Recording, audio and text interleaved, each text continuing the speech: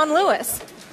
I'm sorry, I couldn't Should hear I ask you that Did you again? ask a question? Yes. Oh, wow. Can the Pats still go undefeated if they lose Dion Lewis? I say yes, Stephen A., but obviously this will make it a little tougher. Mm-hmm. Dion Lewis is, or maybe I should say was, their Darren Sproles. He was the lightning, the newly found lightning to LeGarrette Blount's thunder. And you could say he was the icing to a great cake.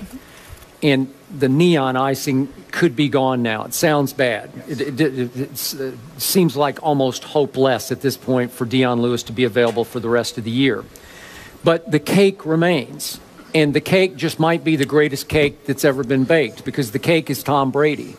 And some good cake. Yeah, some pretty good cake. And the point about Tom Brady is he is on a mission to deflate every opponent he faces. He's trying to take it out on the NFL that tried to take it out on him, that tried to frame him, in his view, for Deflategate. And he was special again yesterday. He's playing at a level I don't think any quarterback has ever known before. I'm not saying he's the greatest quarterback ever, because his resume is unfinished, but he's playing at a level I've never seen a quarterback play at. And he's doing that despite the fact that you realize his best offensive lineman, Nate Solder, is gone for the year. His second best offensive lineman, Sebastian Vollmer, knocked out yesterday with a head injury. We don't know how long he's going to be out. The third best offensive lineman, Marcus Cannon, didn't dress yesterday because he's still suffering with a foot injury. They are down to makeshift, inexperienced. It's by far the most inexperienced offensive line in the NFL. And Brady continues to operate at that same level because he's reading it, he's seeing it before the defense even knows what's happening. Mm-hmm. He's picking the right receiver pre-snap, and he's getting rid of the ball in a record rate, 2.5 seconds per play. Right. So the point is that they're going to miss Dion Lewis, but when you're operating at that level, I don't know. Again, you've already picked Denver to win at Denver, right? Yes. Okay. I don't know how they're going to block Denver's pass rush, but every week I say, how can you block that pass rush? And they do. They blocked up the Redskins yesterday. And then let me throw in one last point about Tom Brady yesterday, just to show you just what a mission he's on. He finally threw his first his-fault interception of the whole year. That was his fault. He didn't see that linebacker. And the linebacker's running for a touchdown. It's going to be a pick six. And Tom Brady, I'm not saying this was smart, but I admired it.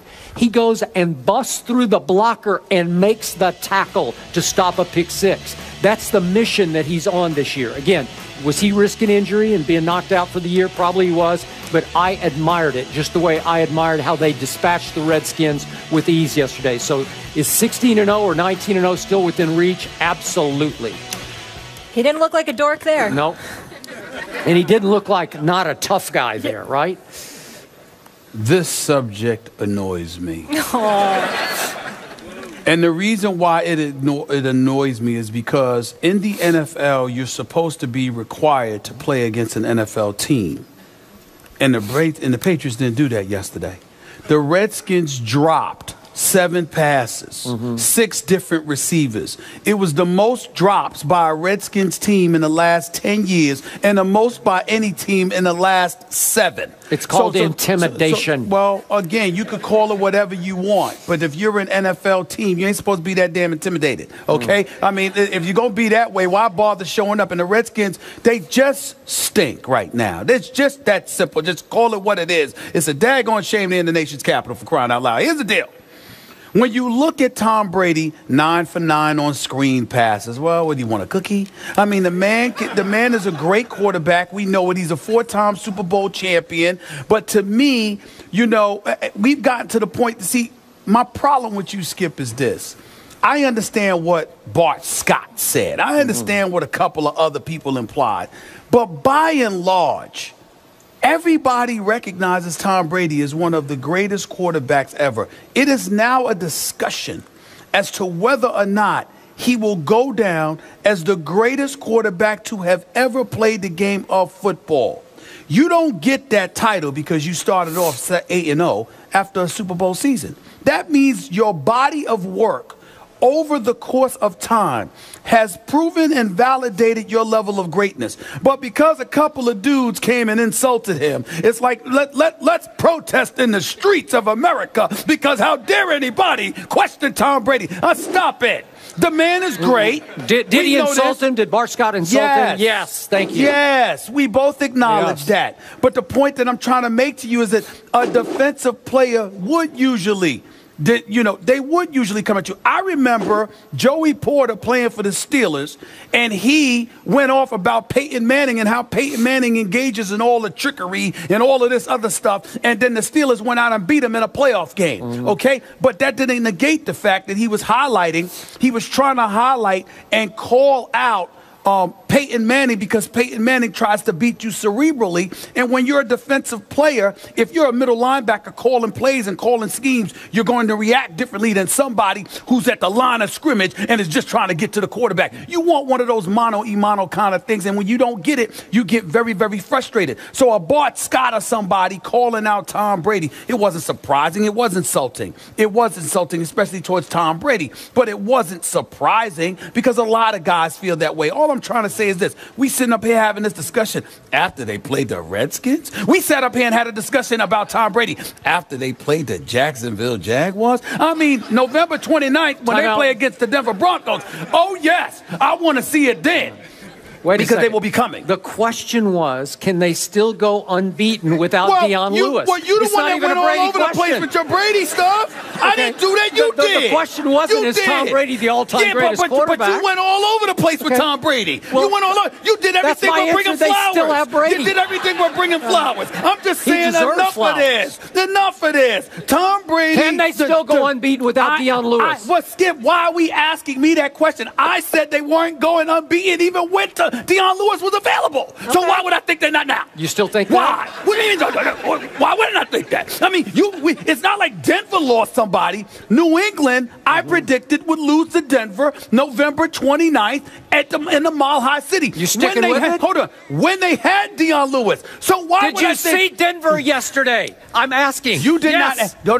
No. To get back to what you were saying in light of New England losing Dion Lewis, not in light of how Denver looked. You asked me in light of how Denver's your team. I didn't pick Denver to win that game. But that's what I'm saying. We're talking about New England. Are you still standing by your pick? Why not? Of course I am. They lost yesterday. They looked exposed. So what? Andrew Luck took them apart. That's me. I believe that Denver will win on November 29th. Just like I thought the Dallas Cowboys would lose last night. Right. Just like I thought. And by the way, you brought up Aaron Rodgers. That was a gutsy pick on your part. You brought up Aaron Rodgers. They had lost 5 in a row. You went way out on the limb. Aaron Rodgers. You are such a football guru.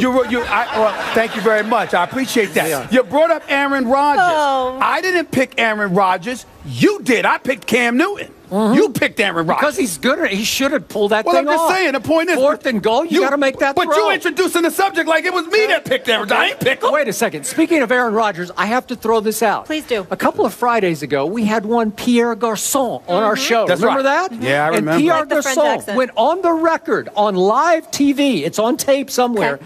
He said that Aaron Rodgers is clearly a better quarterback than Tom Brady. So what happened on the first throw of the game for the Redskins yesterday? It hit Pierre Garçon right in the hands, and karma happened. The K That's what word. happened. I knew the ball it was coming. ricochets up, and it gets intercepted. And they are off to the races with how many drops did they have? So I just want clarification. Karma. I just want clarification. Yes.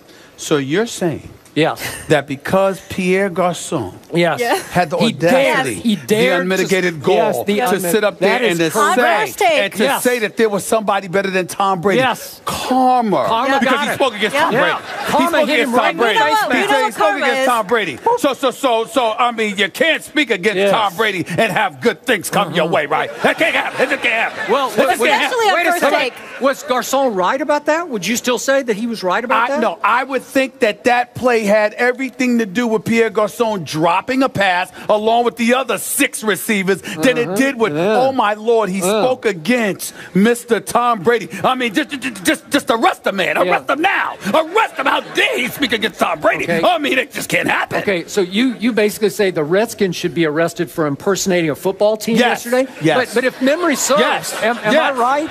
Yes. Wait, those same Redskins, didn't they beat your Giants? Am I right about it? Or did they beat the Eagles? Wait, I think How are the Giants doing in the NFC East? I think I they're don't know, all right. but they yeah. lost to the Redskins. Oh, or did yeah. wait? The Eagles The lost Cowboys to the Redskins. lost to everybody, so. Wait, didn't Kirk Cousins beat the Eagles with the last second? I mean, drive? Skip, I can't make up my mind with you, man. I mean, is Wow. it Brady or is it Romo? I mean, what's up? Wow, What's up? It's Brady all day. Really? Brady all day. You sure? Yes, sir. Okay. The Always Patriots has been. have now scored in 31 consecutive quarters. Absolutely incredible. Yeah, it is. All right. Yeah, it is. Up next, from Westover Air Reserve Base in Chicopee, Massachusetts, I'm very excited. We have a new segment.